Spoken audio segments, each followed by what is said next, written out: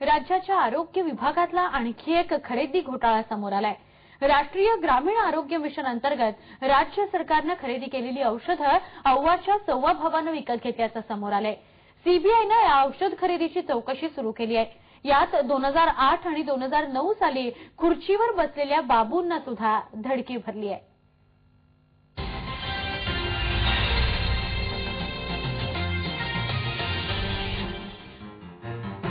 आरोग्य विभागातल्या भ्रष्टाचाराचं एक ढळढळीत उदाहरण। राष्ट्रीय ग्रामीण आरोग्य मिशन अंतर्गत महाराष्ट्रातल्या बाबूंनी कोट्यवधी रुपये अधिक मोजून राज्यासाठी औषधं खरेदी केली।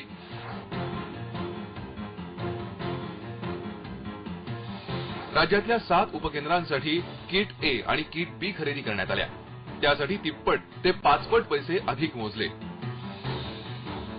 केंद्र सरकारनं किट ए साठी 6,959 रुपये दिले। त्याचवेळी महाराष्ट्रानं 15,200 रुपये दिले। किट बी साठी केंद्रानं 806 रुपये पर किट तर राज्यानं 3,750 पर किट अशी जवळपास 3पट रक्कम मोजली। येणाऱ्या विधानसभेच्या अधिवेशनामध्ये आम्ही मागणी करू की हे किट कसे खरेदी केले याची संपूर्णतः चौकशी करा आणि दोषी अधिकाऱ्यांवरती कारवाई केली पाहिजे।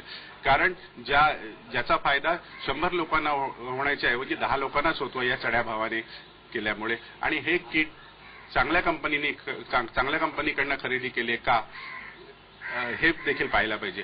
सार्वजनिक क्षेत्रातल्या 6 कंपन्यांच्या व्यवहारामधल्या अशा संशयास्पद खरेदीनंतर सीबीआयनं स्वतःहून प्रकरणाची चौकशी सुरू केली आहे। या संदर्भात राज्य सरकारकडून कागदपत्रही मागवण्यात आल्याची माहिती सध्याच्या आरोग्य सचिवांनी दिली, मात्र अधिक तपशील न देता। ज्या 6 संस्थांनी या किट ए आणि किट बी चा पुरवठा केला होता त्या संस्थांच्या संदर्भामधली ही इन्क्वायरी चौकशी त्यांनी सुरू केलेली आहे। पण अर्थातच पुरवठादार जरी केंद्रीय संस्था असतील तरी देखील त्यांनी राज्य शासनाला पुरवठा केल्यामुळे राज्य शासनाच्या अधिकाऱ्यांना देखील त्यांनी या संदर्भामध्ये चौकशीसाठी बोलवलेलं होतं। त्यांनी सगळं संबंधित कागदपत्र सगळी आमच्याकडनं मागवलेली आहे आणि सीबीआयला आम्ही ती कागदपत्र सादर केलेली आहेत। औषध खरेदीतला हा भ्रष्टाचार तत्कालीन अधिकाऱ्यांच्या खाबूगिरीचं उदाहरण आहे अशी माहितीही सूत्र देत आहेत। अर्थात सीबीआयच्या चौकशीत नेमकी वस्तुस्थिती स्पष्ट होईलच।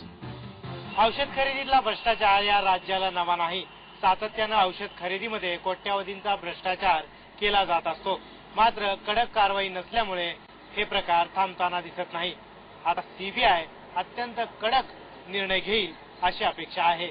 झी 24 ताससाठी कॅमेरामन श्रीनिवास रफिक मुल्ला, मुंबई।